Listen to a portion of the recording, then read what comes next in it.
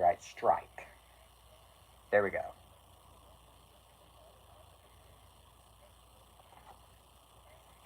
I have no idea if I'm even going to have an audience for this one, but I might as well.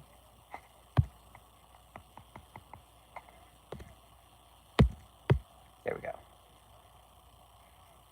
There we go. Let's get sexy. Niggers.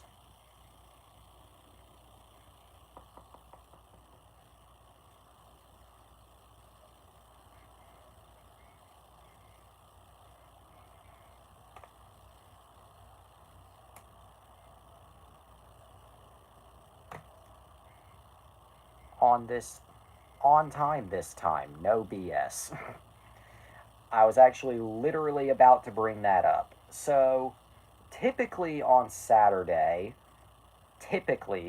we start this show, though I likely won't be here for long. Actually, before I continue, how come? No worries, but I'm still asking for context. Just curious. If you have to leave early, no worries. Just say that you need to go. And then I'll get to my little song and dance, my metaphorical song and dance.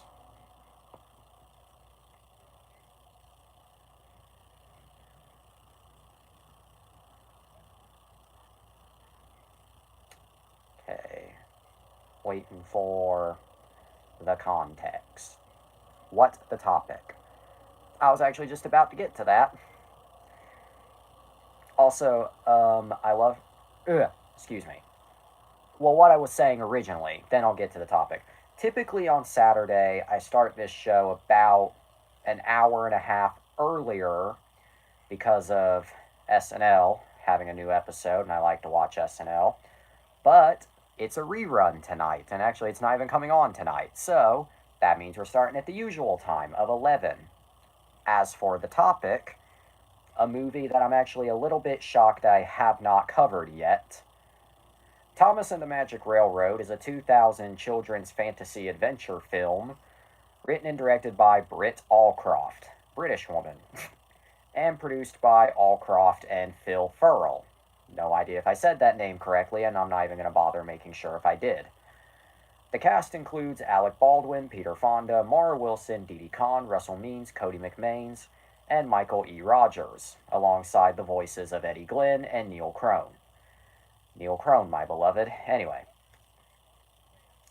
The film is, of course, based on the British children's book series, The Railway series, by Reverend Wilbert Awdry, and its televised adaptation, Thomas and Friends, by Britt Allcroft, and the American television series, Shining Time Station, by Allcroft and Sigelcow, or Rick Sigelcow.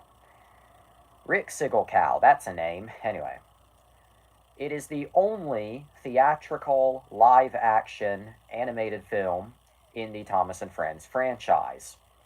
Not counting limited theatrical releases of, say, The Great Discovery or King of the Railway, or... because a few of the later films did get limited theatrical releases, but we'll save that for another time. Anyway. The plot is centered on Lily Stone, played by Mara Wilson, who is the granddaughter of the caretaker of an enchanted steam engine known as Lady, played by Britt Allcroft, who is lacking an appropriate supply of coal. You can start to tell this gets a little loonier as I keep reading. And Mr. Conductor of Shining Time Station, played by Alec Baldwin, whose provisions of magical gold dust, so now you know what the title means, My Gold Dust, are at a critical low. Lily and Mr. Conductor soon enlist the help of Thomas the Tank Engine, who, fun fact, only has 11 minutes of screen time in this movie. If you didn't know that, now you know. Anyway, who confronts the ruthless, steam engine-hating Diesel 10, played by Neil Crone, along the way. Another useless bit of trivia, Neil Crone also voices Gordon in the film. Anyway, the film was produced by Destination Films, Ghislaine Pictures, and the Isle of Man Film Commission. and was distributed by Icon Film Distribution in the UK and Destination Films in the US.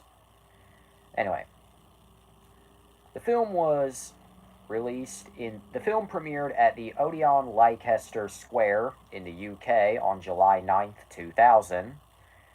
Then it released everywhere in the UK on July 14th, 2000, before finally releasing in the US on July 26th, 2000.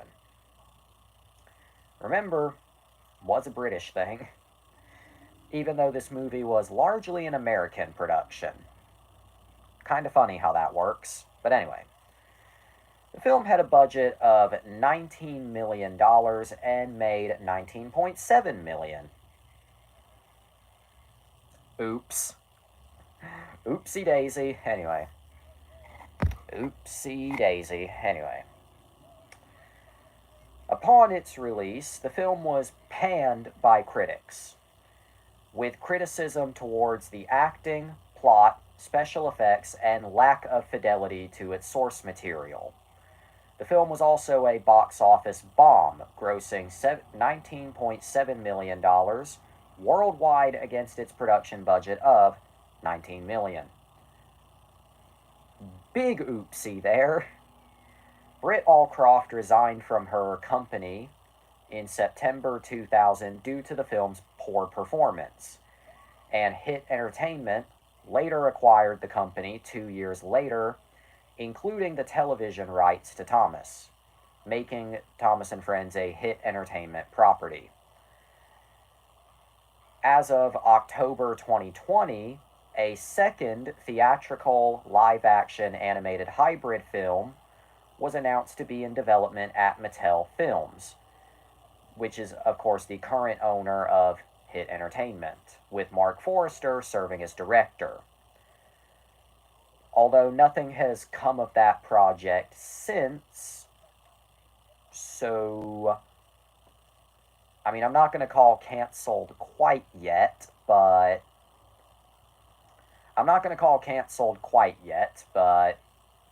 coming on year 5, well, anyway. So, what about the production? I don't read about the production of a movie often, but it's one of those movies.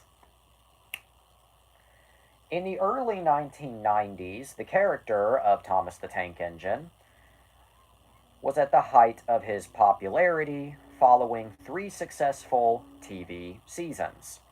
At the same time, Shining Time Station, which was an American series that combined episodes from the previous series with original live-action characters and scenarios, think Power Rangers to Super Sentai, was made and was also successful. As of 1994, prior to the launch of Season 4 of Thomas and Friends, Britt Allcroft had plans to make a feature film based on both of these series, and would make use of the model trains from Thomas with the live-action aesthetic of Shining Time Station. In mid to late 1995, Britt Allcroft was approached by Barry London, who was then the vice chairman of Paramount Pictures. It all comes back to either Paramount or Disney somehow, anyway, with an idea for the Thomas film. In February 1996, Britt Allcroft signed a contract to write the script for the film with the working title Thomas and the Magic Railroad. London's interest is thought to have stemmed from his 3-year-old daughter, who was enthralled by Thomas.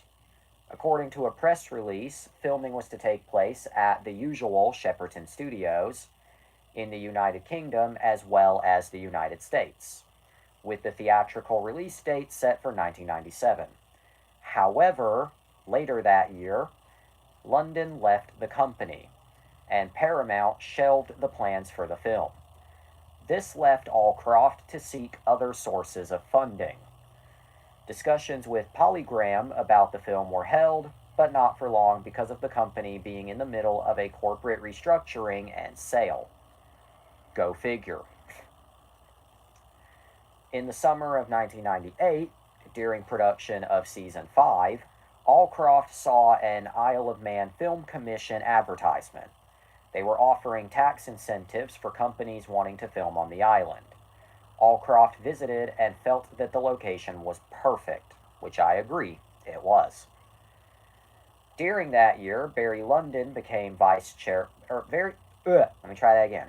During that year, Barry London became chairman of the newly founded Destination Films, owned by Sony Pictures. That's another one that always comes back on this show, Sony. Oh yeah, I completely forgot to mention, welcome to Wonder After Dark. Hard to believe, 10 minutes in, I forgot to say that. Welcome to Wonder After Dark. Anyway, he renewed his interest in the project, and Destination Films became the financial backer and studio for the film. In addition to being a major studio and financial backer, Destination announced in February 1999 that they would distribute the film in the United States while handling a possible sales exchange in the United Kingdom and Ireland. My ear is ringing. Gillane Pictures would handle international sales rights in all other territories. In June of 1999, Icon Film Distribution acquired the British distribution rights to the film from Destination.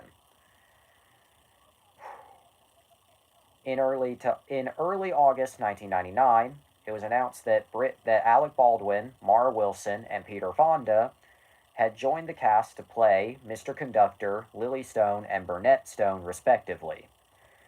David Jacobs, the former vice president of the Britt Allcroft Company, stated that Baldwin got involved in the project because his daughter Ireland was a fan of the series.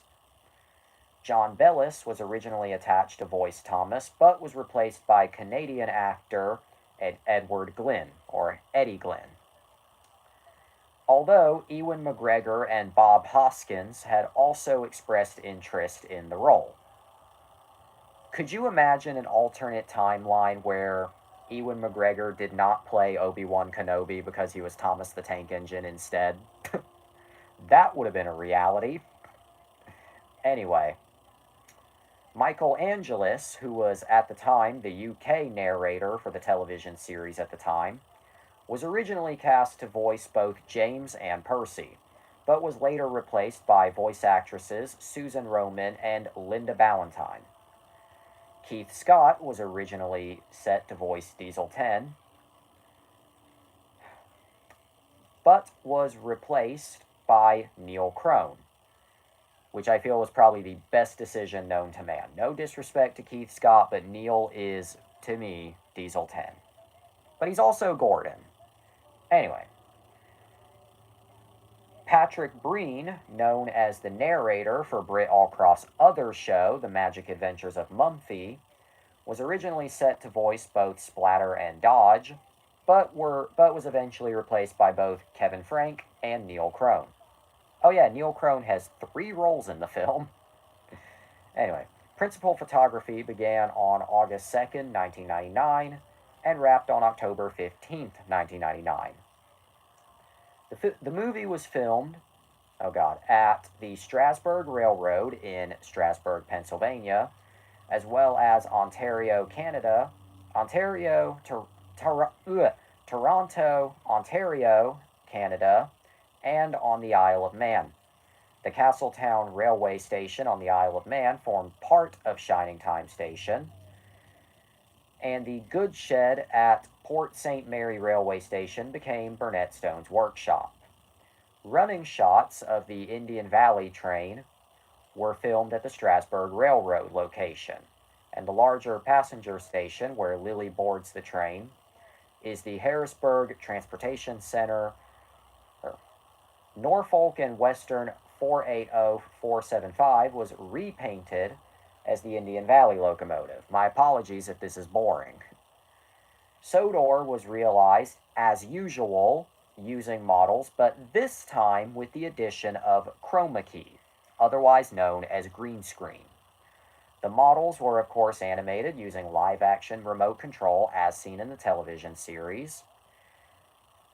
And the model sequences were filmed in Ontario or Toronto rather than Shepperton Studios, the home of the television show. However, several of the show's key staff were flown over to participate. The Magic Railway itself was created using models, CGI, and watercolored matte paintings, leading to both the trippiest and prettiest aesthetic. Seriously, it's both pretty and trippy. In a 2007 interview with Sodor Island Forums and Fan Site, Britt Allcroft revealed that before the film's release, she and editor Ron Wiseman were requested to substantially rework the film from how she originally envisioned it by removing Burnett Stone's rival, P.T. Boomer, played by Doug Lennox, who you may recognize from X-Men, who was the original antagonist and character originally responsible for Wrecking Lady.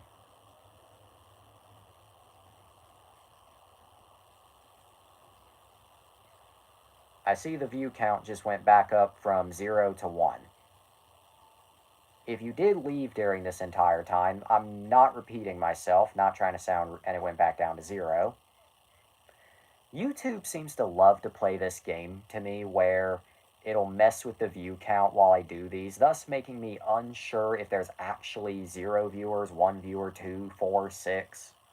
There are 2, there are 4, there are 6, there are 8. Anyway. Okay, but anyway. Because the test audiences at the March 2000 preview screenings in Los Angeles considered Boomer to be too scary for young children. Yes, the human biker man versus the train with the claw. Too scary. Anyway. Despite most of his scenes being removed, however, P.T. Boomer can still be seen at various points throughout the movie. In fact, he can specifically be seen in one scene. However, he was redubbed as a lost motorcyclist asking Burnett for directions. In the original cut, they were having a confrontation. And Boomer does appear again later on top of Diesel 10's cab, briefly for no reason, before disappearing again. Lily Stone, played by Mara Wilson, was originally intended to be the narrator of the story, but was replaced by Alec Baldwin as Mr. Conductor for the final film. Before filming, Thomas's voice was provided by John Bellis, a British fireman and part-time taxi driver who worked on the film as a transportation coordinator and facilities manager. Bellis received the role when he happened to pick up Britt Allcroft and her crew from the Isle of Man airport in July of 1999. According to Allcroft, after hearing him speak for the first time, she told her colleagues, and this is actually very wholesome, "I have just heard the voice of Thomas. That man is exactly how Thomas would sound." A few days later, she offered the role to Bellis, and he accepted. And here's the depressing part. However, the test audiences felt that to his voice sounded too old for Thomas. Although Bellis did receive on-screen credit as the transportation coordinator, and a few of his lines remain intact in both the teaser trailer and original UK trailer, he was cut from the final film and replaced by Eddie Glynn as Thomas. Crushed and angered by the changes, shocked and slightly embarrassed at the sight of Larry in a towel. Anyway, crushed and angered by the changes, Bellis said he was gutted, but still wished the filmmakers well. Gold Dust is a wrestler. Hey, Sylv, I didn't expect you to be here. Also, yes, that is Scott the Woz, N-word. He's actually the brother of Cody Rhodes. I would not know that because I don't know shit about wrestling. I would assume Spider is still here, but I don't know for sure. He did say he might not be here for long. If you're wondering what the fuck we missed, but you know Cody. Yes, I know Cody. If you're wondering what the fuck we missed, I'm talking about Thomas and the Magic Railroad. No, I will not repeat myself. Sorry for sounding like a cunt. Anyway, I just 20 minutes in. Oh fuck. Yes, Thomas and the Magic Railroad. Sparkle, sparkle. I actually really don't know if Spider is still here or not. I mean, he did say, though I likely won't be here for long. I'll just assume he's on autopilot. Sparkle, sparkle, sparkle, sniff. Anyway, in an April, but for real, I'm not repeating myself. All I will say is that it's a 2000 movie. In an April 2000 interview following the changes, John Bellis said, "It was supposed to be my big break, but it hasn't put me off, and I am hoping something else will come along." Sniff like you're doing a line. Anyway. English actor Michael Angelis, who was the UK narrator for the series at the time, was the original voice for both Percy and James. English people, yep. But was recast for the same reason as Bellis, because test audiences felt he sounded too old. Australian voice actor Keith Scott originally voiced Diesel 10, as evidenced in both the UK and US trailers, but he believes that he was recast because test audiences claimed his portrayal was too scary for young children. Recasting mid, yes. Anyway. Additionally, American actor Patrick Breen was the original voice for both Splatter and Dodge, but he was also subsequently recast for unknown reasons. Which of course means we're going to find out those reasons, and it's going to turn out sexual harassment. It just would not. Additionally, you're a bitch. Fuck you, asshole. Anyway, let me close this part of the page here. Alright, but what about the reception of Thomas and the Magic Railroad? On Rotten Tomatoes, the film has an approval rating of just 21% based on 68 reviews, along with an average rating of 3.97 out of 10. Additionally, essay is funny. Okay, no. And lived on Nick. Anyway. Also, what is it that I always say with these reviews? 0 to 50 and 4? Anyway. The consensus reads, "Kids these days demand cutting-edge special effects." Yes, I know what essay is. Anyway. The consensus reads, "Kids these days demand cutting-edge special effects, or at least a clever plot with cute characters. This movie has neither, having lost in its Americanization what the British original did so right." On Metacritic, the film has a score of 19 out of 100 based on 23 critics, indicating overwhelming dislike. Audiences polled by CinemaScore gave the film an average grade of B on an A+ to F scale, which is still higher than I was expecting for this movie. Anyway. Roger Ebert, our favorite, of the Chicago Sun-Times, gave the film 1 star. Oh, does Thomas fall in love with the Magic Railroad at the end? Actually, the Magic Railroad falls in love with Thomas, and then Alec Baldwin falls in love with a gun. Anyway. I'm sorry, I had to go there. Anyway. Roger Ebert, our favorite, gave the film 1 star out of 4. And wrote, "The fact that Thomas and the Magic Railroad made it into theaters at all is something of a mystery. This is a production with straight-to-video written all over it. Kids who like the Thomas books might kinda like it, especially younger kids, real younger kids. Otherwise, no. And while he admired the models and art direction, he criticized how the engines' mouths did not move when they spoke, the overly depressed performance of Peter Fonda, as well as the overall lack of consistency in the plot." Fun fact, I wanted to help Name Withheld with a possible remake of the film. Well, given that that remake does not seem to come to a fruition, I imagine that it fell through, which is unfortunate, but otherwise, nice. I wanted to get a bunch of friends with me, and me and my friends would reenact the human scenes, but he said no. Yeah, that's what I thought. Nice of you to offer, though. Anyway, you were probably expecting me to say something rude there. But no, I stopped myself. Anyway. Plus, I genuinely didn't have anything rude to say. Now back to the movie. Um, let's get to my thing about Roger Who. We're talking about. Oh, never mind. I'm stupid. I'm so stupid. Stupid. Wonder After Dark. I'm a penis. Wonder After Dick.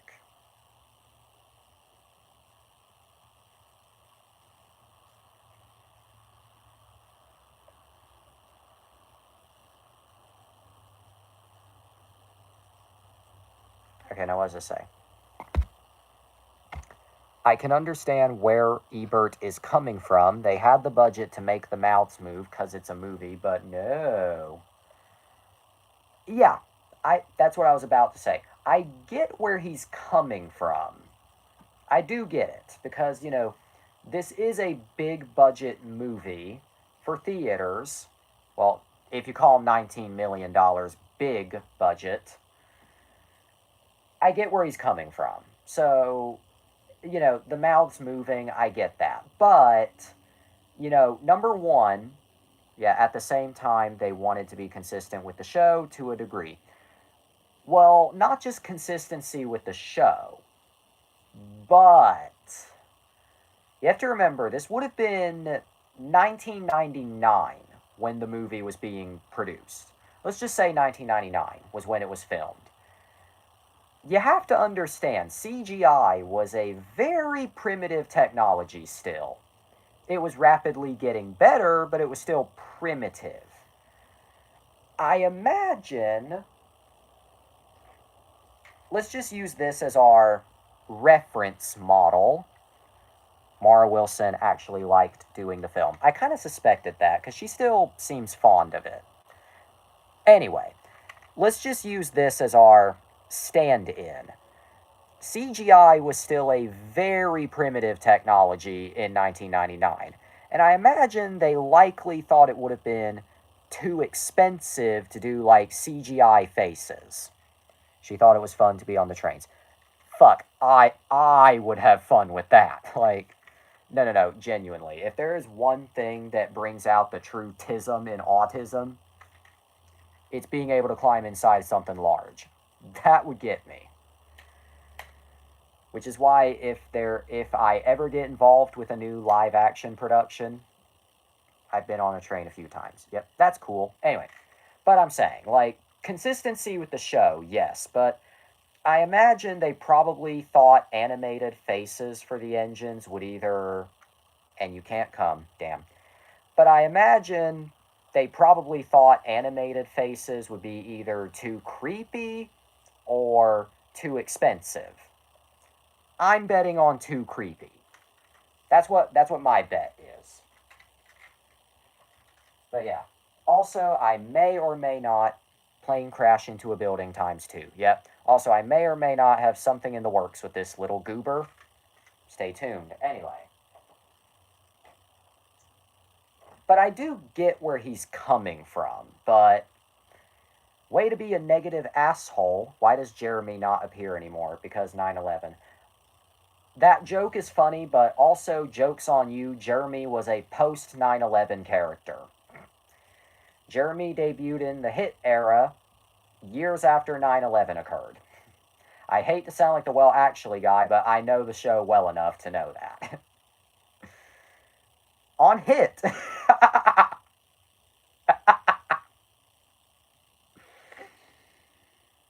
Anyway.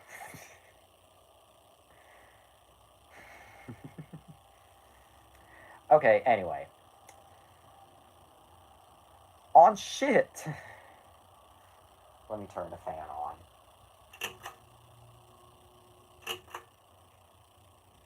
Also, there's your reminder. There's a ceiling fan there. Anyway. Elvis Mitchell of the New York Times gave the film a negative review, saying, Mr. Baldwin's attack, there's no better way to put it, is unforgettable, bang bang, and lived on the set of Rust. Because that person who got shot didn't.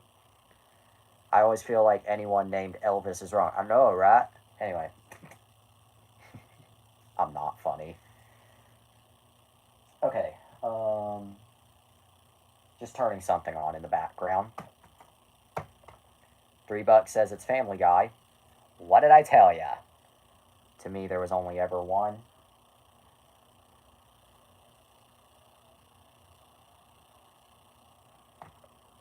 Do tell. Elvis Presley. Yep. I don't know shit about Elvis Presley, so let's move on. But anyway, William Thomas of Empire gave the film 1 out of 5 stars.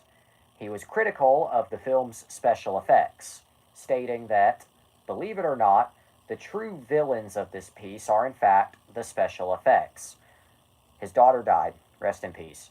Quite how, in today's era of slow-mo and seamless digital wizardry, such a shoddy result can have been achieved is anyone's guess, with clunky, I cannot read, clunky blue screen.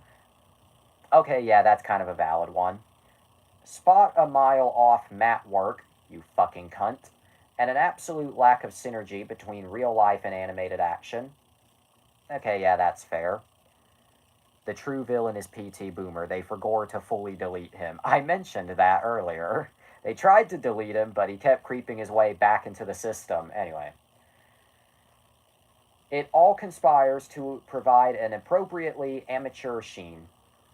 Planet Sheen. Mention it again. P.T. Boomer, original villain of the film, cut out because the test audiences thought he was too scary. My thoughts. How is a biker man scarier than Big Metal Death Machine? And you know what's funny? Watching, because I've seen the work print and the deleted scenes that are on the Blu-ray. Not gonna lie, I find P.T. Boomer more interesting of a character than all these other shitheads that were in the movie.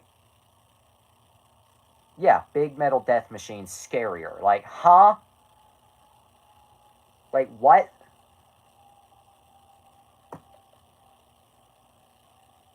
I wish Doug Lennox was still alive because I feel like P.T. Boomer would weirdly enough fit the Sonic movies pretty well. I'm not going to explain how. Just if you think about it in your head, that would kind of make sense. The one time I seen the film, the most I remember was, you got any magic? A little. That sums up the movie. Anyway. But yeah, there are my thoughts on Piss Tits Boomer. The shower's going to have to be PTA, Pits Tits Ass. Was that actually a part of the film? Not quite how you said it, but pretty close. I can't quite think of exactly how it went, but it's pretty close to what you just said. It's pretty close. Alright, anyway. Plugged In stated, while the animation maintains its simple appearance, the plot is anything but simple. Agree. And that's not good news for the many tots who make up the majority of Thomas's audience. Talk about how Thomas has sub 12 minutes of screen time. That's another thing I mentioned earlier, albeit briefly. Thomas himself, despite being the literal first word of the title and front and center in all the marketing material, only has an accumulative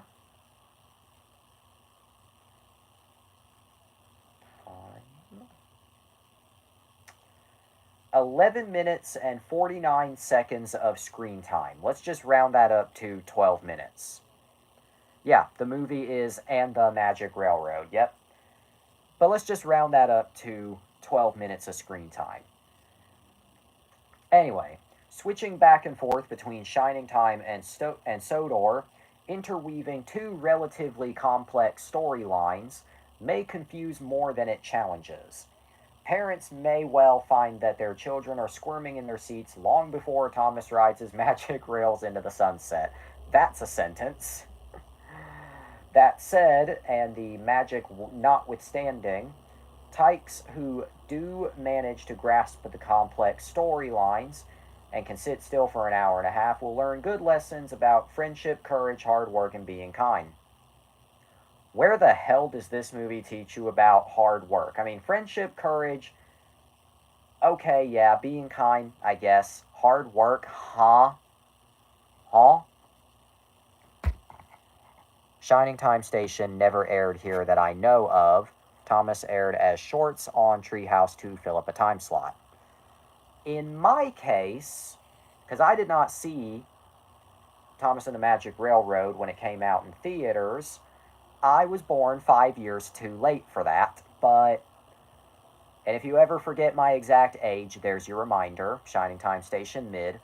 Well, it's a fun concept, but yeah. Fun concept, but not anything noteworthy. But anyway. No disrespect to anyone involved, however. We wish you well. But anyway.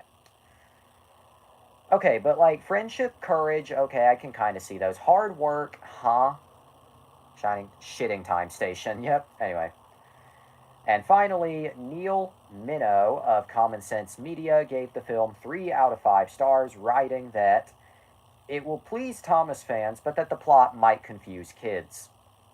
No fucking way. Yeah, the plot really is a confusing mess. Anyway. But what about... Oh, looks like I missed something. Neil is being too generous. It will please Thomas fans. Well, yeah. Anyway. But what about home video? Because we talk about that on this show a lot. Anyway. In the United Kingdom, Thomas and the Magic Railroad was released on VHS and DVD by Icon Home Entertainment and Warner Home Video on October 19th, 2000. And then it was re-released on DVD in July 2007, this time self-distributed by Icon themselves. What does it say? Show all your copies of Magic Railroad. I'm getting there. Please be patient. Please be patient. The film was then released on DVD and VHS in the US by Columbia TriStar Home Video. Owns so many copies. Let me finish. It was released on VHS and DVD in the US by Columbia TriStar Home Video on October 31st, released on Nick on October 31st, 2000. Halloween, funnily enough. The only on Nick, the only special features on the DVD release are a deleted scene and the theatrical trailer. And then in Canada, the OnlyFans, yep. Oh yeah, almost forgot to mention.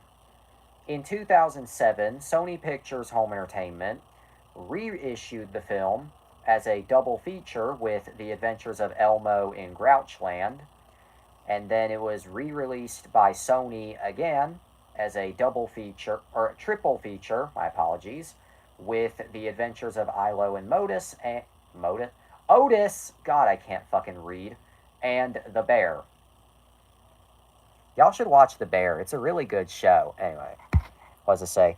There's a subreddit called r/OnlyFans that's literally people showing their electric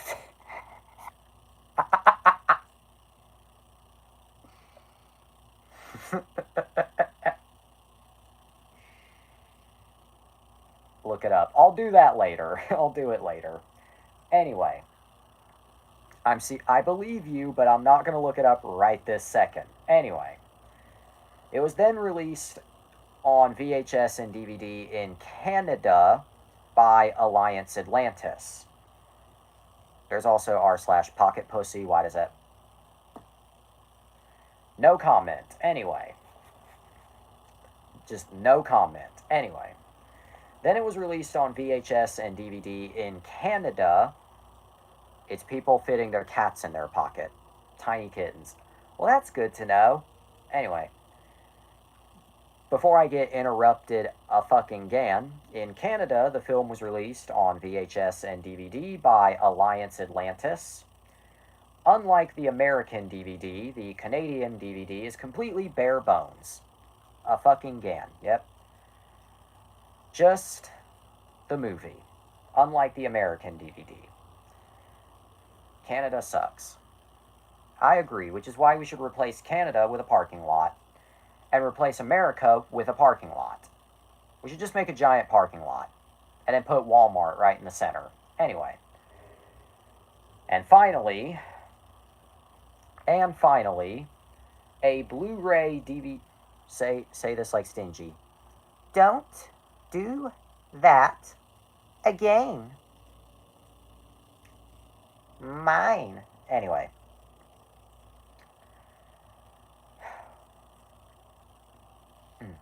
That was good. Yep. And what's funny is I wasn't even trying. Like, I wasn't even trying to put in the effort. But anyway. Fucking rape me. Finally, a Blu-ray DVD combo pack was released as a 20th anniversary edition. Rape in... Fuck. God damn it. Okay.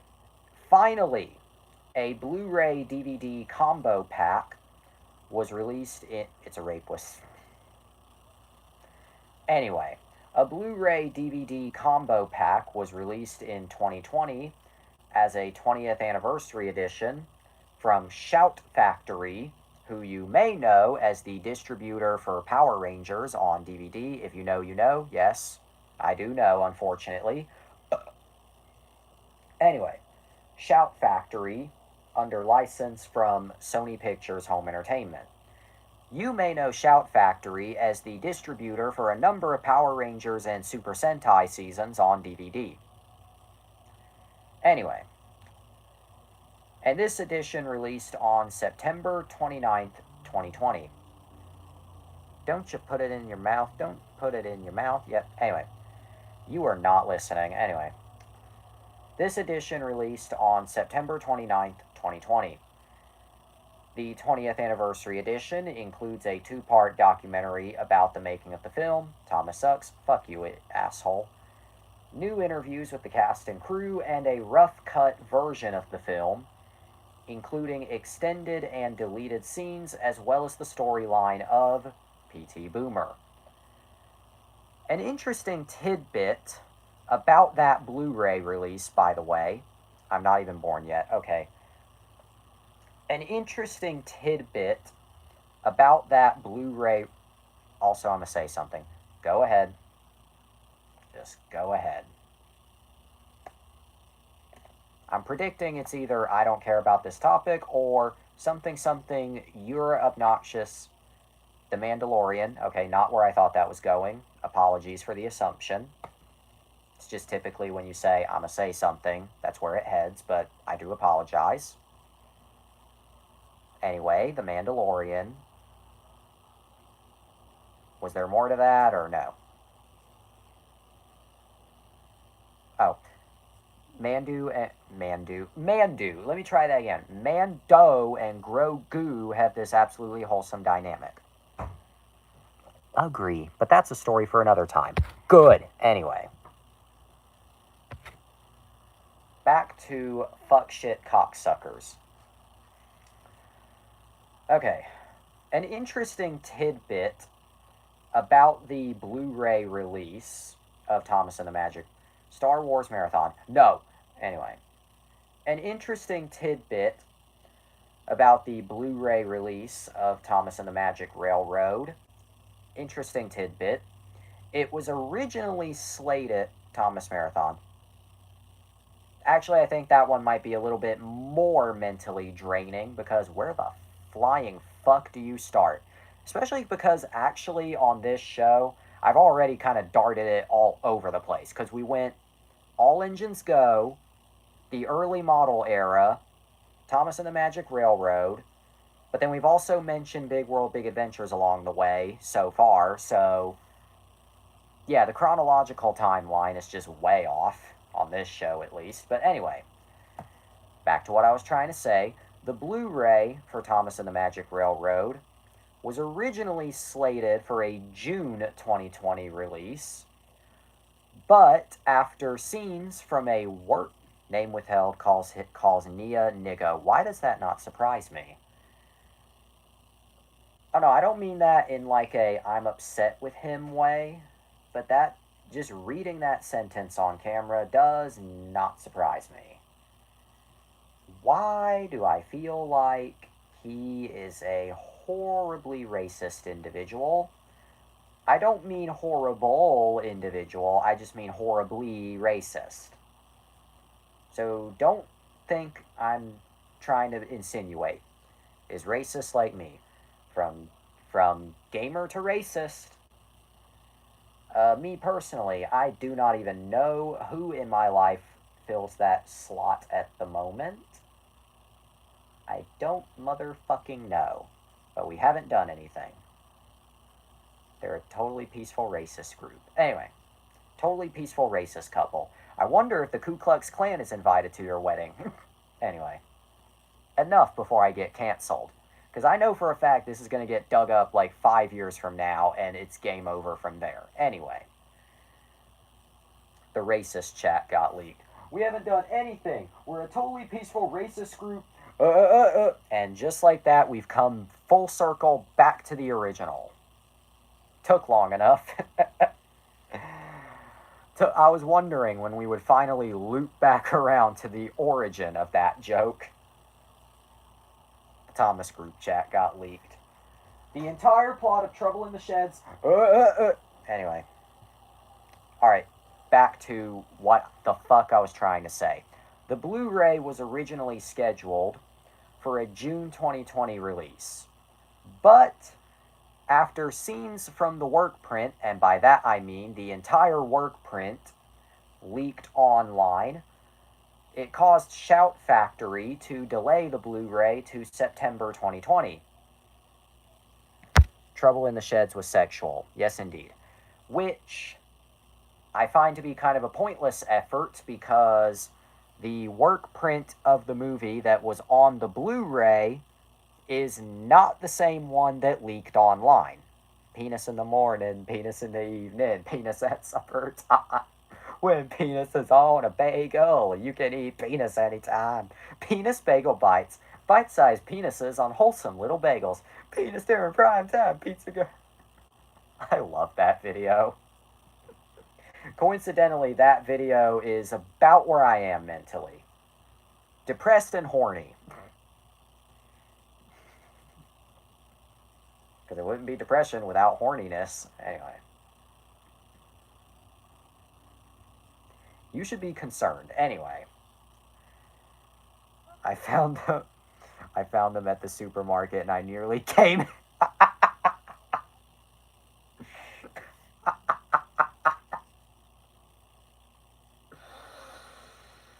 Could you imagine?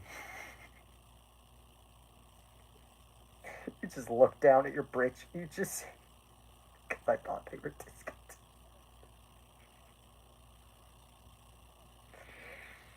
Oh no, I'm happy, but could you imagine if you just...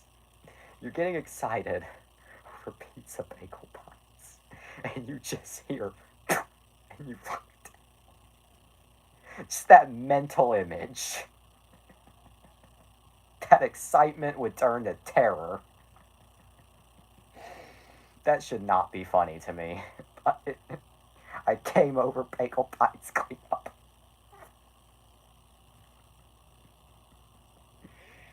I was wondering when this episode would get sexual. Apparently 48 minutes in is when it gets sexual. My god. Take a pill, my god. The fact you're giving me permission to do this. My god. This is the last thing I expected to get permission for. Okay. Actually, I'm not even gonna... I was gonna get the context of... Actually, yeah, I should probably get penis in the morning, just... Okay, trying to get... There we go. I was trying to get the whole thing in the photo. Okay. Penis bagel bites. Okay, back to Thomas and the Magic Railroad, but... I honestly find them delaying the Blu-ray to be PBS Kids. Anyway, I honestly find them delaying the Blu-ray to be a little pointless. That speaks for itself, yep. To be a little pointless, considering the work print that was on the Blu-ray is not the same one that leaked online. Huh? Anyway. But that basically covers it. Now here's my copies of work print. It's not a work print. Wasn't it a work print, though? The one that leaked online, wasn't it? It's just deleted scenes spliced together. But what I'm talking about, which was what leaked online prior to the Blu-ray coming out, I seen the one that leaked online. Okay, yeah, that's what I'm talking about. It's that, yeah. Anyway, now I do have 4 copies of Thomas and the Magic Railroad, but I can only find 3 of them. I have the Columbia TriStar VH. Show them all. Let me finish. You weren't listening. Show 3. Okay, anyway. I do have the Columbia TriStar VHS. But what is it that I keep saying?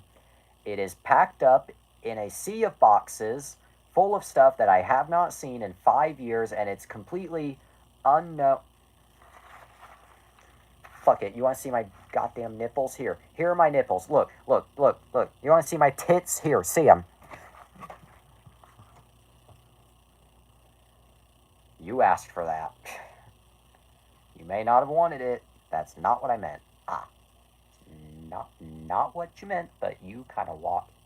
Show us your shirt. Although you did say show us your Sonic nipples, so I think you were kind of asking for that one. Plus, I mean, to be fair though, it's completely on brand with I nearly came in excitement. Maybe, but I can't tell you. Anyway, what I was saying. I do have the Columbia TriStar VHS, but it's in an ocean of boxes that's impossible to navigate. So I'll just show you my other 3 copies. First, Virtual Insanity, but it's a judgmental face. Yep. First, the US DVD, which was distributed by Columbia TriStar Home Entertainment, now known as Sony Pictures Home Entertainment. Gay DVD. Fuck shit. This is probably the single most common DVD release of any movie, maybe ever. Never mind kids' movie, just any movie. Like, I'm being dead serious. You see this one come up all the time. Movies, yep. I see this one show up at Goodwill. I see it show up at Walmart still. I see it show up. It shows up everywhere. Like, because this thing was insanely mass produced. Also, fun fact, Thomas and the Magic Railroad was actually the very first Thomas and Friends production to make it to DVD. But anyway, I actually don't know. Let me try again. This uses the theatrical poster art, or the main theatrical poster. Yeah. Thomas in his first movie, yep, for about 11 minutes. Tom himself, product number, DVD, Thomas and the Magic Railroad, Columbia TriStar, yep. Bonus features include deleted scene, Sunday surprise, DVD-ROM, direct web link, theatrical trailers, and talent files. Yep. Copyright 2000, Columbia TriStar Home Video. And there's the disc. Gray, but that's what all Columbia TriStar / Sony Pictures DVDs looked like at the time, was gray for some reason. I don't get it either. Then we have upload the Clone Wars episode and send to me, please. Well, it's already been uploaded. I just haven't sent it to you, but I will send it to you once I'm finished. Next, we have the Canadian DVD from Alliance Atlantis. Also using a slightly different version of the theatrical poster. You can kind of see what's different. This one's actually a bit closer to how that poster looked. but it otherwise follows the same template. Except, some stuff's been reorganized. You can see Thomas's Wheels, Alliance DVD, and Alliance Atlantis. Canada Sucks Dick and Balls and Poo, and Scott the Waz's Chia Pet episode. Yep. Alliance Atlantis, Thomas and the Magic Railroad in English, Thomas himself. The same title in French, Alliance DVD. Product number. The back.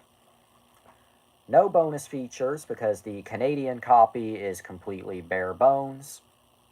The Alliance to Destroy Wonder After Dark, yep. Although you do have the plot synopsis in both English and French, because Canada. I find it so amusing how many Canadian DVDs end up in America. Because I found, yeah, Canada is weird. I find it so amusing how many Canadian DVDs end up in America. Because I got this at a American Goodwill. It's funny how that works out. But anyway. Assume amusing, you mean abusing. Fuck shit. Anyway. And of course, this was released by Alliance Atlantis. And there's the disc. Kind of similar to the American DVD. Although I kind of like this more, because it's kind of... I mean, it's hard to see the art, but it does look pretty cool, at least. Abuse the camera, daddy. Okay.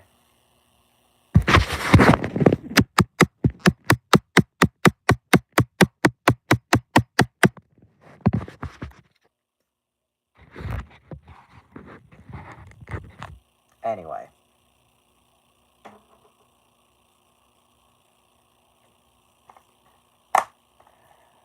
Knock Sonic over. Nope, not gonna, because I'm not feeling that mean tonight. Anyway. That, and I don't want to break either it or something else. Anyway.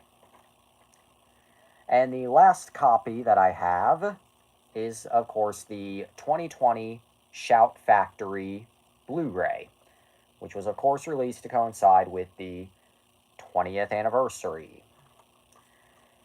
20th anniversary edition, Blu-ray plus DVD. Interestingly, this did not get Throw Garfield like you did when you were petty about. Thanks for the reminder, fuckface, but okay, I'll do it.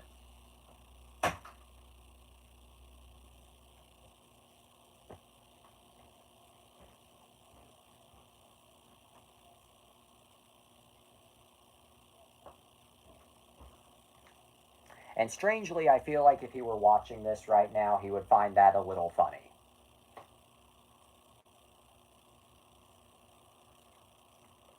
Anyway, 20th anniversary, or C, whatever. 20th anniversary edition, Blu-ray plus DVD. Interestingly, this did not get a standalone DVD from Shout, meow, just a Blu-ray combo, but I'm fine with that. Anyway. Oh yeah, not using the theatrical poster, meow, meow, meow, shut up, shut up, shut up. But I do like the artwork that they went for with this release.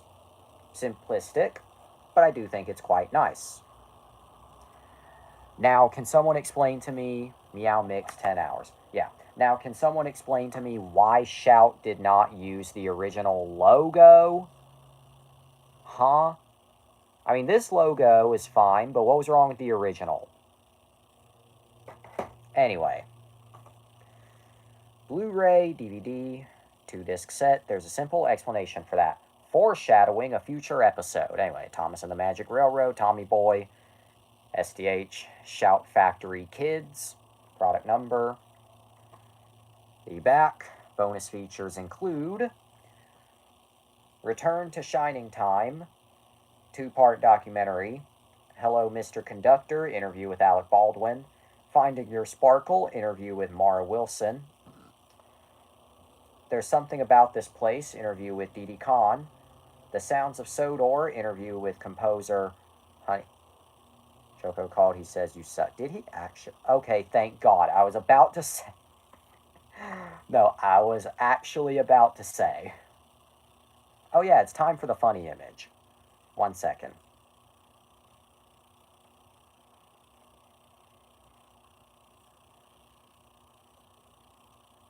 I kind of can't blame. Yeah, I, I'm not even going to argue, but I'd rather not get into that right now.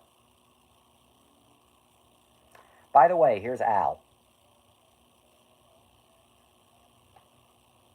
And look for the giant chicken. Okay, yeah, there's Al. Al IRL. Al generated images. But there's your funny image for tonight. Anyway, the Sounds of Sodor interview with composer Hummy Man. Al generated images. Yep. Interview with composer Hummy Man. Behind the scenes, real and deleted storylines. Talk about Choco and why you're Sawi. Okay, I'm gonna keep this. I would hate to change the subject, but you know what? Just because you said it. Um, I will admit, not trying to sound rude when I say this, I'm being sincere and serious. I will admit, he did kind of do some things that could be a little irritating at times. Mainly, send just random clips from random Fox shows just in the middle of a conversation. Like, specifically, Simpsons, Futurama, Bob's Burgers. Those were like the primary three. Truth be told, sometimes I didn't mind it. Sometimes. He was kind of too pushy in wanting to know who I am. Well, that too. If he ever. I don't even tell you who I am. At least not fully. I mean, I kind of have like a vague idea, but I'm not going to like ask any more. Know what I'm saying? As somebody who. I told Gio who I. Well, yeah, that makes sense. That's based. Anyway. Anyway, but. What I was saying. But. Truth be told, sometimes I did not mind the Fox show clips. Sometimes they could be legitimate. Thing is, he never told you. Anyway, what I was saying. Sometimes I didn't mind those clips. Sometimes they could be pretty funny, and sometimes they could fit whatever conversation perfectly. Other times, yeah, it was kind of annoying. Could I perhaps overreact about some of them? Admittedly, yeah, but yeah. I'm trying to think of what else. If you kind of have a vague idea of who I am, say it now or forever hold your peace. Not just a porn artist, but I imagine you do a lot of stuff on the side. A lot of stuff that you do on the side that you won't really put on the internet publicly, but that I feel like you can probably find on the internet somewhere. What will I say? Nothing. But you can probably get an idea. You mean like D-pics? Maybe not exactly what I was insinuating, but just naughty material in general. Just naughty stuff all around. I've sent nudes to name withheld. Hey, look, there's our TMI moment for the night. Okay, but yeah, I guess to make it quick before we get back on topic, because I still haven't reviewed the movie. 2 hour. But I'm not a public porn artist. But I think you get what I'm thinking. Anyway, back to. Okay, anyway, back to.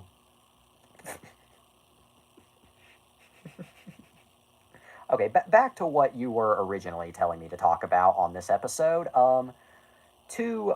Oh yeah, actually, come to think of it, I actually don't know how to pronounce it. I don't know if you would pronounce it. I find it hilarious that you think I. I mean, as long as you find it funny. Anyway, back on topic. Before we go, back on topic. I actually don't know if it would be pronounced Choco or Choco. I want to say Choco because it kind of sounds like, because his profile picture is Kirby, and Choco just kind of sounds like a Kirby thing. But I want to say Choco because chocolate. But anyway, to him, if you by any chance someday, I know the chances of this are slim, but if you by any chance someday find this show, I don't know how you would, but someday, if you do, while I do still have my moments, yes, I do apologize for basically being a bitch. Even if you might still be a bit bitter, I hope we can move past that. I do be sorry. I think we should be good here. I forgive you. Well, you asked me to direct that to him, but I was. Well, you asked me to direct that to him because you said talk about that guy, but glad you forgive me too. Whether or not I am. Why did I know this was just a long setup for another classic Sylph joke? Okay, back to Train and the Flace. The Flace. The Flace. What's a Flace? Ladies and gentlemen, I did not say that on purpose, but that is yet another Wonder After Dark, what did I just say moment. The Flace. It's always the shit that I say on accident. Okay. Pre-bathroom. Okay, Pact. What would your reaction be if I was him all along? Honestly, it wouldn't surprise me all that much for one reason. One reason. One reason. Right as the situation was getting like, not quite when it got like out of control, but it was like right before. I remember, I don't remember exactly how the conversation went, but I remember he said, like, I don't have any other accounts that can be traced, just Discord. I bring this up because I think it was a couple months prior when his Discord account got hacked, and I was in a group chat with some of his friends, and they said he has a fandom wiki account that you could get to him on. So we all collectively went to that account to tell him, hey, your Discord's been hacked.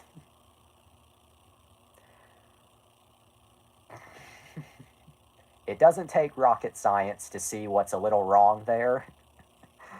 You don't have any accounts that can be traced, you say, yet you have a fandom wiki account that we all knew about. Oops. Just oops. What would your reaction be if I was actually well, first of all, I would private every single episode of this show. Genuinely. If that was the case and you were him, I would private every single. I am. No, you isn't. Okay, anyway. It's another classic I'm not even joking. How do we know? Prove it. Prove it. Okay. Oh, God. Oh, you heard that too, right? I'm serious, I hacked Gio's account and I still love. I think you said that a little backwards. You mean hack. I'm sorry I ghosted you. Oh, these are words I wish he would say. That's not me being petty, that's me being sincere. But you heard my neck bout die too, right? you heard that crackage too. I hope. Because that was loud. Oh, God, I was just 2 clicks away from meeting Jesus. Good, I'm happy for your neck. Please die. Fuck you. Oh my God, we are an hour into this episode and I haven't even reviewed Thomas and the Magic Railroad yet. Oh my God, okay. Jesus fucking Christ. Anyway, Thomas and the Magic Railroad. Finally, my review of the movie. Oh my God, okay. Now that we've been... Please die. 2 messages before. I still love you.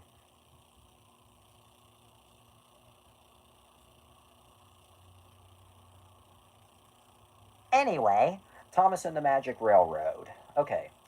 So... Okay. What do I think of the movie? Well, first I should start with my sentimental attachment. How high can you do your voice? I don't fucking know. Okay, anyway. I don't even know where the TV remote just went. Okay. Oh, never mind. There it is. Okay. What I was saying. I, of course, like many children my age, grew up with Thomas and the Magic Railroad. It was my shit as a kid, along with Thomas Anything, Fred Fucks, whatever. So, of course, I have quite the nostalgic attachment to the movie. And, of course, I remember it fondly. So, can I kiss you? I guess. Anyway, so of course, I have a fondness for it. Do I think it's a good movie? I rate you a 1. Okay, well. Excuse me. Excuse me. Anyway. Alright, well, what I was going to say. Thomas and the Magic Railroad. Is it, I rate this movie a 0 out of 10. Well, what are my thoughts? Well,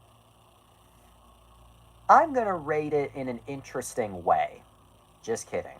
A 3. Honestly, 0's not that far off from 3. Anyway, I'm going to rate it in an interesting way. Okay. I'm going to go over the good, or rather, I'm going to go over the good and the bad. The good. The model work, while we'll rate it a 7 for nostalgia. Well, you're not that far off, but let me finish. Anyway, what I was going to say. I'm going to rate it in an interesting way.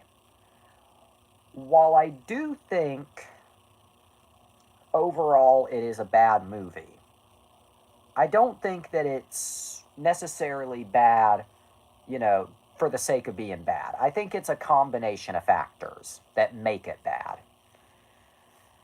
But first, let me go over the good and bad that make it up.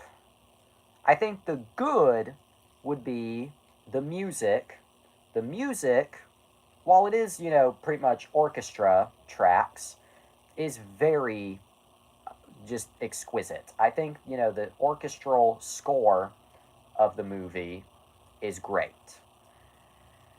Every song in the movie is very memorable and very catchy.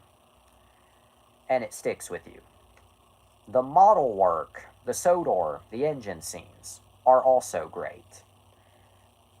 Sure, there is kind of the weird aspect that you don't have any people on Sodor, at least people from the show, so, you have, like, the odd thing, like, well, why are they pulling passengers? Why are they taking freight? Who are they doing these jobs for? But the model scenes are very vibrant. They're very pretty. They're very colorful. I'd argue the model scenes in Magic Railroad are the best the models have ever looked.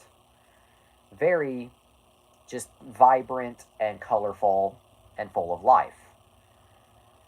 Another positive would be the cast, except for Peter Fonda. Mara Wilson, you can tell she was having fun, as stated earlier. Same with Alec Baldwin. Sure, Alec Baldwin does have a few off scenes here and there, but throughout, you can tell he had a lot of fun working on the movie. And I feel like he does fit the role of Mr. Conductor really well. That fits. Yeah. And yeah, I know this is kind of a minor thing, but I do think another positive is that it's short. Peter Fonda is shit. Peter Fonda is poo. Peter Fonda is the golf ball I shat out last night. Once again, I will not, keyword not, provide photographic evidence, but when I say it was the size of a golf ball, I wasn't kidding. Peter Fonda is penis fondle. Yep. Okay, anyway. Okay, but Admittedly, kind of a minor thing, but another positive I have with the movie is that it doesn't overstay its welcome. Is that it's short, sweet, to the point. Can I fondle your penis? I am not even going to touch that one. That is some case of... Okay, let me see if I can just find the clip. Let me just see if I can find it. I know the clip that I'm talking about.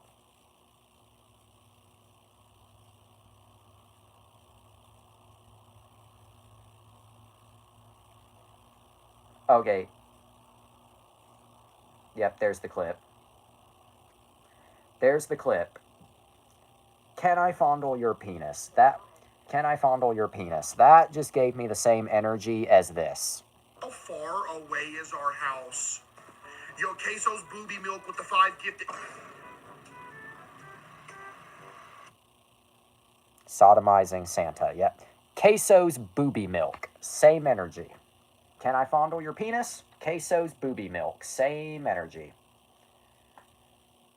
In fact, you know what? I'm actually a little bit glad that I don't have breasts because I feel like the booby milk jokes would just be every single night.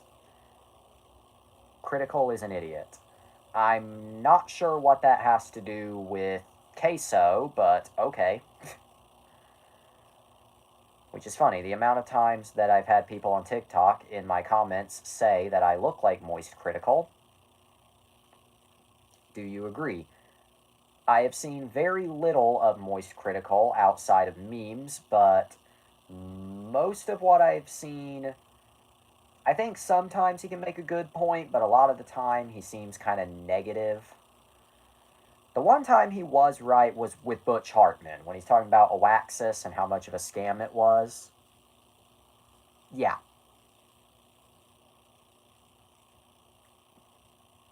I don't know. I don't watch enough of Critical to know.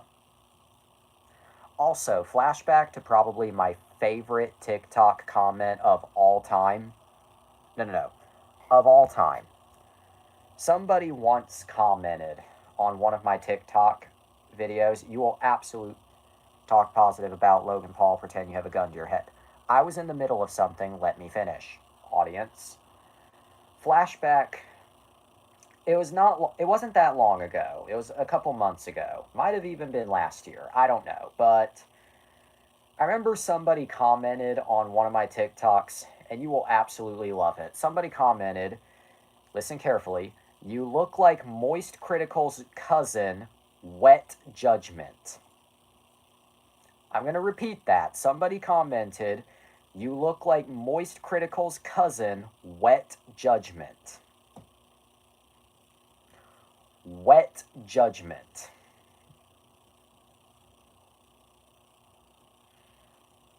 Wet Judgment. When I tell you that had me fucking dying.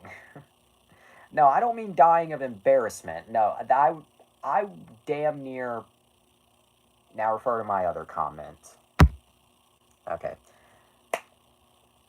Logan Paul is an amazing person, and I think Lunchly is a great product. I think we also should appreciate the many great lengths he goes to, such as his travel vlog in Japan. Not a lot of people go to Japan, especially from the West. He, however, did. We love Logan Paul. Anyway. Okay, I am almost out of thoughts, and plus it is getting a little late, but... Oh, the bad. I almost forgot. What are the... I can actually say something legit. While you do that, I'll keep going, but... Now the bad of Thomas and the Magic Railroad. The confusing, convoluted, borderline... He's actually a good ass. Let me try again. He's actually a good athlete and wrestler. I hate to admit that. Well, he is those. Nothing else. Anyway. But the bad of Thomas and the Magic Railroad. The plot. I feel like the plot is the big one. If you're making a Thomas the Tank Engine movie, it's fine to have like a deep story. It's fine to have a complex story. But when your plot revolves around Sodor being like another world and a tiny little man who grows in the other world and a child who's like the key to everything, except they're not the key to everything, they're just kind of along for the ride, and Junior just kind of stealing the show in every scene he's in. Also, Junior is a fucking funny character, and I don't hear enough people bring that up. But and Alec Baldwin just kind of being there, and Peter Fonda being depressing. Oh yeah, Peter Fonda is a big negative in this movie, and yeah, to put it simply, and we already read the critic reviews earlier, but to put it simply, Thomas and the Magic Railroad is a confusing, muddling, meandering mess. That's the best way to summarize it. Insanely nostalgic, a movie that I will always enjoy, sure, and have a fondness for, but being nostalgic does not immediately equate to being a good movie. That's what I've learned. Yeah. But yeah. Thomas and the Magic Railroad. What do you think my rating is going to be? Before I tell you my rating. I don't know. Well, to be honest, I don't know either. On the one hand, I want to give it a very low rating because it's clear that Britt Allcroft was very confused in the writing process of the movie. It's like you can tell there was a clear idea, an idea that really could have worked if executed properly. But the problem is that it was not executed properly. But at the same time, I feel like the other problem was the test audience. They just picked the wrong audience at the wrong time. Big time. Yeah. But then on the other hand, while it is not a perfect movie, it's also it's maybe not fun, like exciting, but because it is very slow paced. But on the other hand, it's a very harmless movie. Like it's not hurting anyone, it's not offending anyone.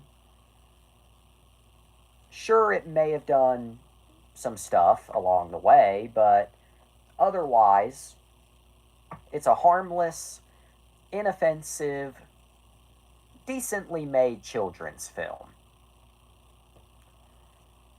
Oh, and I said responsible. I did bring the dicks we made along the way. I guess to wrap up my review, I'll wrap it up by bringing this up. A lot of people, out of 10, let me finish. A lot of people say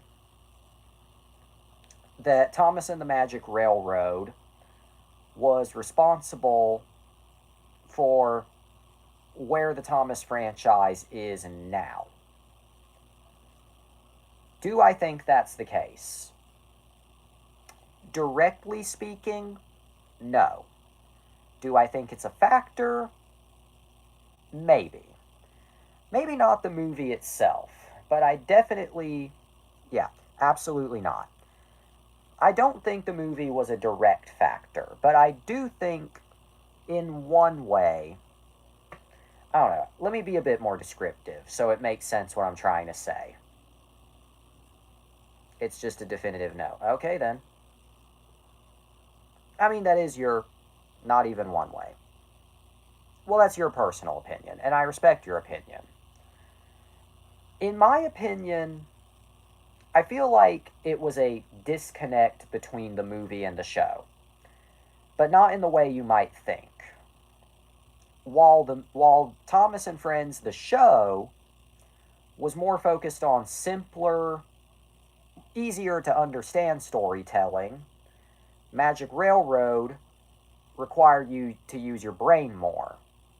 And in turn, I like to think that indirectly it caused people to think that the show was complex, but in the wrong ways. But that's just my personal opinion. And that's my person.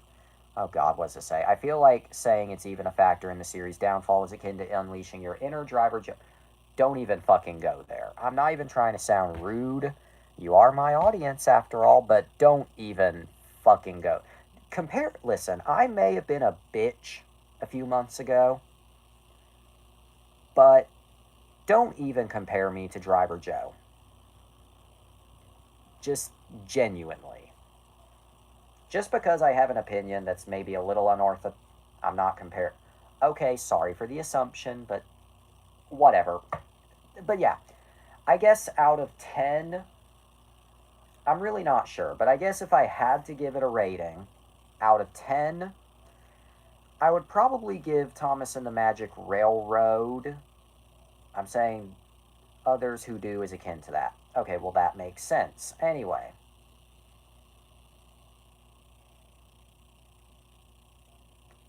Sorry about that. Anyway. I guess if I have to give, because the fandom only likes their precious seasons 1 through 5. Yep. Yeah, I could go on about how the fandom only acts like that era of the show is the only one that exists and the only one that's good. But we would be here not just all night, but we would be here all year. So I think that it's best that we save that discussion. Yeah, some even say seasons 1 and 2. Like Driver Joe. You know what? Actually, now that I think about it, I'm a little bit glad that Spider is not here for this one because he would be biting our dicks off. Oh, God. Okay, but anyway, because he's nostalgic for the model series. He's not one of those toxic people, thankfully, but I feel like you throw us. Does Spider like Thomas? Okay, actually, glad you asked. He did grow up with the show. He is nostalgic for the model era, specifically up to when he would have stopped watching, which chronologically would have been right here. The Great Discovery would have been the cut off for him. Anyway, but if by does he like Thomas you mean is he in the fandom? No. He does not watch the show regularly at his current age. He doesn't really like casually bring it up to me without me prompting first. And there's a lot of stuff that he just simply does not know. Mainly anything in terms of All Engines Go, other than the hatred people have for it. But I would say, probably because of me, that he's fairly knowledgeable. You know, he knows the model era, the CGI, he knows what went wrong with Big World, Big Adventures. Short answer, yes. There's the short answer. I gave you the long answer. Now there's the short answer.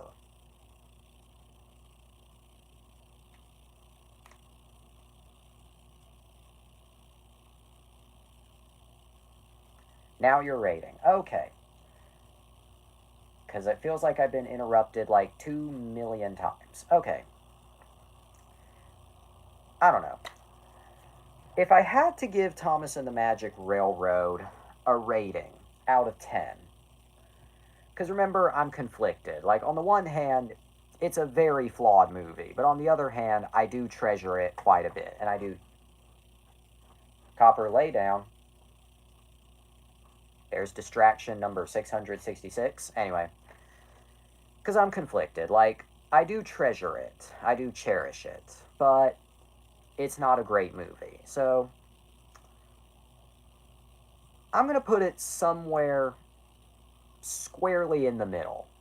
I'm going to give it a 5.5, maybe a 6. I know that might seem a little low, knowing me, but I don't know. I feel like 4 or lower is too negative, even though it is a poopy movie. But I feel like 10 is just not true. Is more generous than I. Oh, yeah. Anyway, but I feel like 10 would be too high. Because it's not a 10 out of 10 movie. It just isn't. But there is my overly long review of Thomas and the Magic Railroad. It only took 90 minutes. And ironically, that's only Star Wars next. Nope. I already have something in mind for tomorrow. The Mandalorian. Well, I mean, how about this? We'll play heads or tails. Heads, I'll do my thing. Tails, we'll do the Mandalorian. Heads or tails. And we're using the TV remote for this. Just... Okay, anyway. Heads or tails? We do my thing. Or heads, we do my thing. Tails, we do Mandalorian. But, as a compromise, even if it lands on my thing, Mandalorian will be done at a later date. Monday, Roderick rules. Yep, alright. But just as a compromise, even if it lands on heads, the Mandalorian will be done in the future. Alright, heads or tails? 3, 2, 1, go. For context, heads is the top of the remote. Tails would be the bottom. Which side do you think it landed on? Before I show you which side. I don't know. Okay. It landed head side down. I don't plan these things, but it landed head side down. I consider this to be the head. So it landed head side down. Okay, that does not count. So what does that mean? Well, even though I still have a few hours to decide the topic, I guess technically if it landed on head, then we go with my topic. But, you know, if I do change my mind, we'll do yours. I'll let you know tomorrow. We still got plenty of time to decide. Nah, your topic one. Well, okay, my topic one. Or rather, my topics, plural, one. But rest assured, we'll still do the Mandalorian maybe after that. Maybe it'll be the next one after. You won fair and square, yeah. Or actually, okay, maybe. Okay, so actually I just had to look at the calendar. So it'll be my topic, then Roderick rules, then the Mandalorian. In that order. Oh yeah, and Roderick, I just had to look at the calendar. I just looked at the calendar. So in order, it's tomorrow night's topics, plural. It's a double feature, which we haven't done in a while. Then Roderick rules on Monday, and I guess we'll do the Mandalorian on Tuesday. What's your topic? Will you elaborate further? No. I won't even elaborate further as to how these two topics that I have in mind, because it's a double feature, correlate. Will I elaborate any further? No, because I've said enough. But for now, that's all the time we have for tonight, bitches. But always remember, wait. Well, it's been a while since we've had wait, so I can't really get mad at wait, because we actually haven't had wait in a while.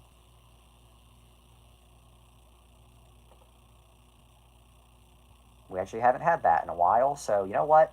For old time's sake, go ahead. You mean no because I said enough. That too. But anyway, eat your cereal, go to bed, to be continued. God made you special and he loves you very much.